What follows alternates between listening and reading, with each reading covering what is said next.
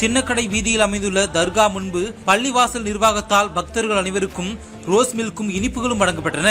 சுவாமி அம்மன் ஊர்வலத்தில் பங்கேற்ற காவல்துறையினரும் பொதுமக்களும் ரோஸ் மில்க் பருகி தங்களது தாகத்தை தணித்துக் கொண்டனர். இந்த ஒரு காட்சியானது மத நல்லிணக்கத்திற்கு எடுத்துக்காட்டாக அமைந்தது.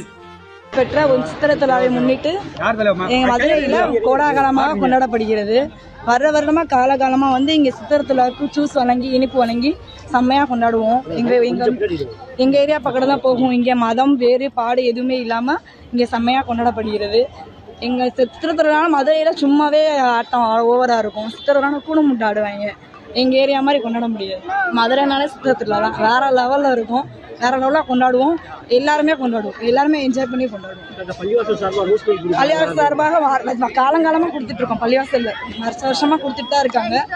தண்ணி, ரோஸ் மில்க், இனிப்பு எல்லாம் வழங்கி இங்கேயும் நாங்களும் சேர்ந்து அவங்களோட கொண்டாடுறோம்.